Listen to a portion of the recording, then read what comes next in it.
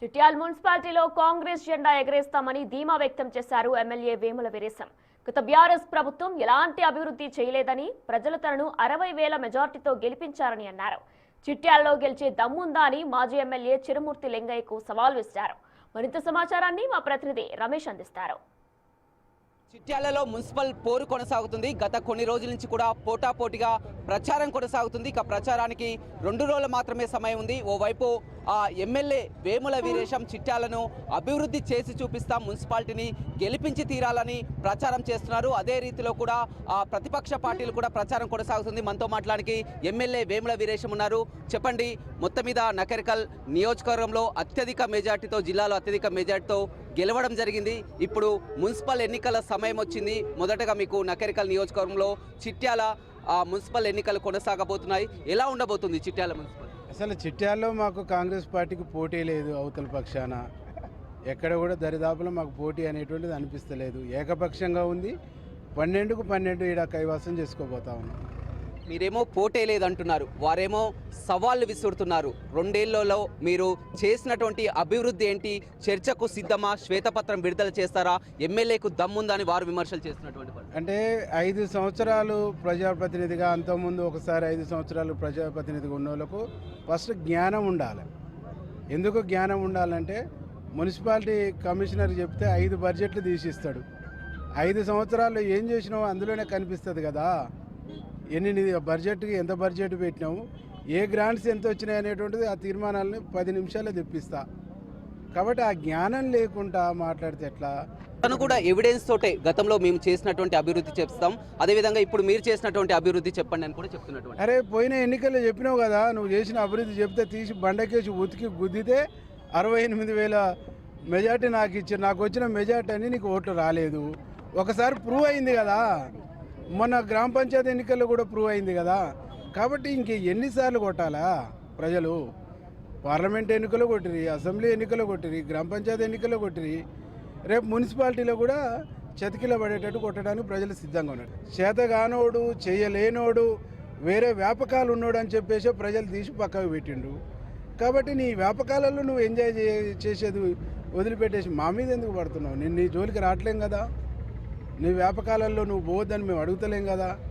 కాబట్టి నేనేమంటున్నా అంటే, బాగా జాగ్రత్తగా ఒక్క ఇల్లు ఇచ్చినవా చిట్యాల టౌన్కు? ఒక్క రేషన్ కార్డు ఇచ్చినవా? ఏమి ఇచ్చినావు చిట్యాల టౌన్కు? రా, ఇప్పుడు నేను తీసుకొని పోయి ఈడ టెలిఫోన్ ఆఫీస్ వెనక గల్లీ చూపిస్తా. ఈ నేషనల్ హైవేకి ఆనుకోనే ఫస్ట్ గల్లీ నువ్వు అడిగిపో. కాలు ఇరిగిన ముసలమ్మ ఉంటుంది, ఒక పెద్ద మనిషి. నేను పోతే ఒక మాట చెప్పింది, అయ్యా అది నేషనల్ హైవే, ఇదిగో ఫస్ట్ గల్లీ. ఈ గల్లీలో సీసీ రోడ్లు లేవు, డ్రైనేజ్ వ్యవస్థ లేదు, ఈ ఎగుడు దిగుళ్ళ మీద నేను పడితే నా కాలు ఇరిగిందని చెప్తుంది. అది నువ్వు చేసినటువంటి అభివృద్ధి. మున్సిపల్ శాఖ మంత్రి ఉన్నప్పుడు కేటీఆర్ కూడా గతంలో ఇక్కడికి రావడం వచ్చినప్పుడు దాదాపు 12 లెటర్లు ఇచ్చిండు. గా ఇండ్లు బంచు, నువ్వు ఏం అభివృద్ధి చేయలేదా? గా ఇండ్లు బంచు అని చెప్పేసి ఇక్కడనే చైర్మన్ ఉన్నాడు, అడిగిండు, పట్టించుకున్నటువంటి దాఖలాలు లేవు. బేసికల్గా చిట్యాల కాంగ్రెస్ టౌన్, కాంగ్రెస్ పట్టున్నటువంటి టౌన్, కాంగ్రెస్ కంచుకోట ఇది.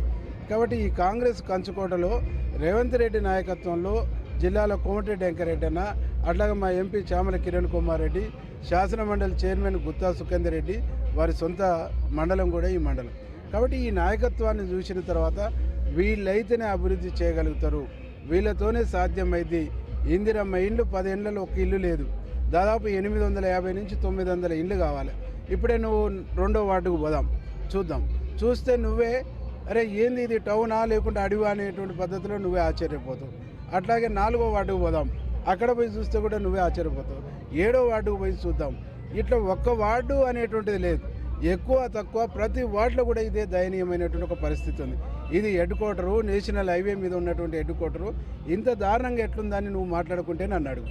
కాబట్టి ఈ పరిస్థితిని ప్రజలు అర్థం చేసుకొని కాంగ్రెస్కు వన్ సైడ్గా ఓటేసే పరిస్థితి ఉంది. కాబట్టి ఇక లాభం లేదని చెప్పేసి అబద్ధాలు మాట్లాడటం, అసత్యాలు మాట్లాడటం, సవాళ్ళు విసరడం, నన్ను తిట్టడం, ఇదే విత్తు పెట్టుకుంటాం. చివరిగా చెప్పండి, 12 వార్డులు ఉన్నాయి. మొత్తం 12 వార్డుల్లో పోటీ ఎలా ఉండబోతుంది? వార్ వన్ సైడ్ ఉండబోతుందా? ఏం పోటాపోటీ ఉండబోతుందా? ఎలా ఉండబోతుందో చాలా క్లియర్గా చెప్పండి అన్న. మాకు పోటీ లేదు, వారు వన్ సైడ్ డిసైడ్. 12 వార్డులలో 11 వార్డులు కాంగ్రెస్, 1 వార్డు సిపిఎం. వన్ సైడ్గా వారు డిసైడ్ అయిపోయింది. అభివృద్ధికి పట్టం కట్టబోతా ఉన్నారు. అభివృద్ధి చేసేటువంటి వాళ్ళకు పట్టం కానీ కట్ట చిట్యాలలో బీఆర్ఎస్ జెండా ఎగరడం ఖాయమని కూడా వారు సవాల్ చేస్తున్నారు. వాళ్ళు 100 జన్మలెత్తినా బీఆర్ఎస్ జెండా అది ఇంకా కిందికి పోతే తప్ప ఎగిరే సమస్య లేదు. రైట్, చూడొచ్చు ఎమ్మెల్యే వీరేశం చాలా క్లియర్ గా చెప్తున్నారు. చిట్యాల ప్రజలంతా కూడా అభివృద్ధిని కోరుకుంటున్నారు. ఖచ్చితంగా చిట్యాల్లో మున్సిపాలిటీని గెలిపిస్తే అభివృద్ధి ఏంటో చూపిస్తామని కూడా చెప్తున్నారు. అదేవిధంగా మాజీ ఎమ్మెల్యే కూడా సవాల్ విసురుతున్నటువంటి పరిస్థితి కనిపిస్తుంది. ఖచ్చితంగా చిట్యాల్లో ఎగిరేది 12కు 12 స్థానాలను కూడా గెలుచుకొని చిట్యాల అభివృద్ధి ఏంటో చేసి చూపిస్తామని కూడా నకరికల్ ఎమ్మెల్యే వేముల వీరేశం చెప్తున్నారు. రవితో రమేష్, బిగ్ టీవీ, నల్గొండ.